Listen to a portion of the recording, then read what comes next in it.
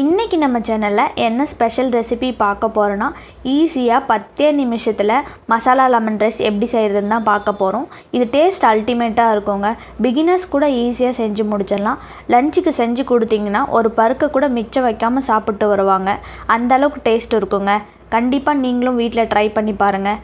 Hello friends, welcome to Suji's kitchen. இப்போ தான் நம்ம சேனலை ஃபஸ்ட் டைம் பார்க்குறீங்கன்னா சப்ஸ்கிரைப் பண்ணிக்கோங்க. வீடியோ பிடிச்சிருந்தா லைக் பண்ணுங்கள். வாங்க வீடியோக்குள்ளே போகலாம். ஃபஸ்ட்டு இந்த ரெசிபியை பண்ணுறதுக்காக ஃப்ரெஷ்ஷாக மசாலா அரைச்சி எடுத்துக்கலாங்க.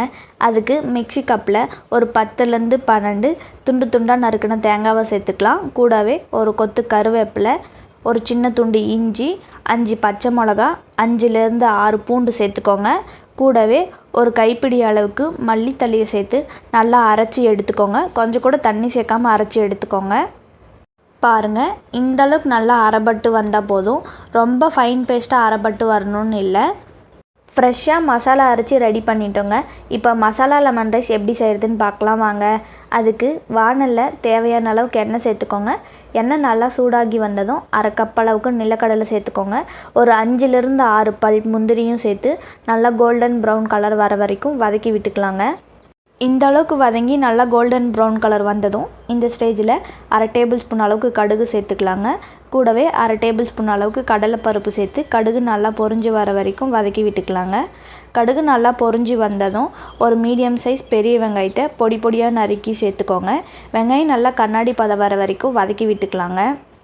வெங்காயம் நல்லா வதங்கி கண்ணாடி பதம் வந்ததும் இந்த ஸ்டேஜில் ஃப்ரெஷ்ஷாக மசாலா அரைச்சிருக்கிறத இதில் சேர்த்துக்கலாங்க.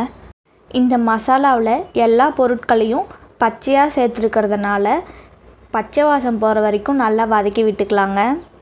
இந்த மசாலா லெமன் ரைஸை ஒரு முறை செஞ்சு கொடுத்திங்கன்னா குழந்தைங்கலேருந்து பெரியவங்க வரையும் நல்லா விரும்பி சாப்பிடுவாங்க.